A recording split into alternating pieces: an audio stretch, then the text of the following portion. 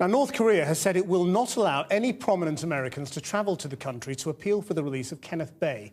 The 44-year-old was sentenced to 15 years hard labour last week for what the regime described as hostile acts. Comparatively few Westerners have been to the secretive state, but one who has is the author Adam Johnson, whose fictionalised account of life in North Korea won the Pulitzer Prize last month. The orphan master's son tells the story of Pak Jun-do, who works as a soldier and a naval spy before ending up in a prison camp.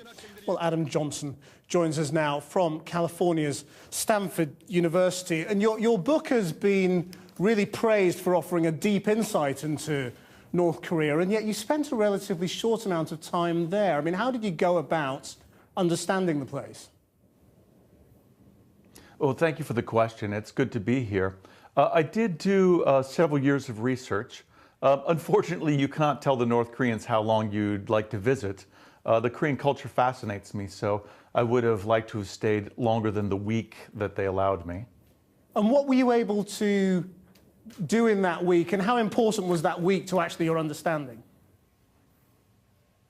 Well, the portrait that I made of North Korean life, and I wanted to focus on what it was like to be an average North Korean. How do they live? How do they communicate? How do their families work? What do they aspire to? That portrait was made by the testimonies of defectors.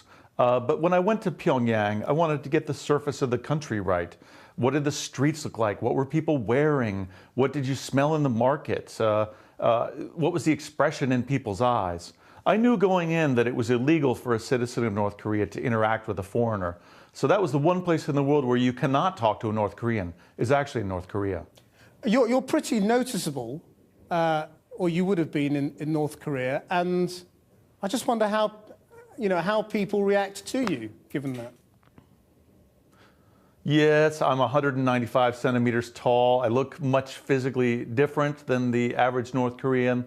But in North Korea, you have to understand that the prisons are real, re-education is real, and in that country, the terrorism of the state is transferred to the family because families as a group go to jail. And because it's a crime to interact with a foreigner, even the suspicion that you were taking an interest kept people from looking at me.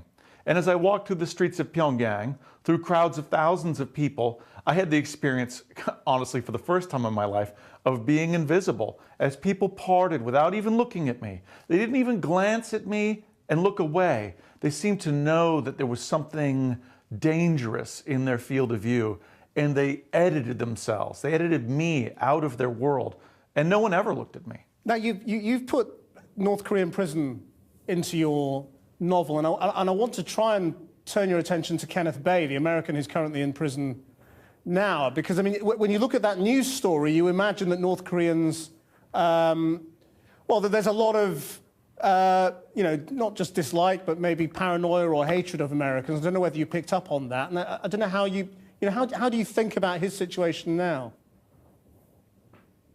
Well, I don't really want to speak to the particulars of his case, but all the prisons in North Korea are political, whether they're work farms, re-education camps, or the Kwanlee-So camps, which are the irredeemable camps.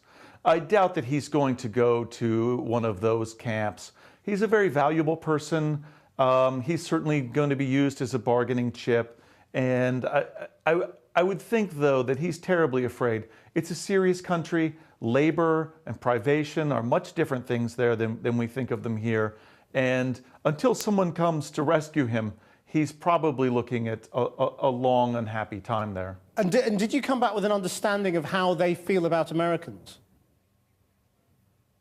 Well, I read the North Korean propaganda every day. Their newspaper's called the Rodong Shinmun. They publish it in English, so your readers can go to either kcna.jp or just Google Rodong Shinmun and read the propaganda that North Korea puts out every day.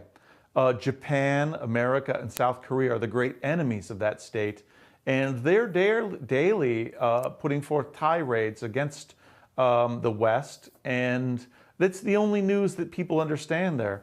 You have to understand that except for a very small portion of elites in Pyongyang, the entire nation has no other access to information other than what's state-sponsored.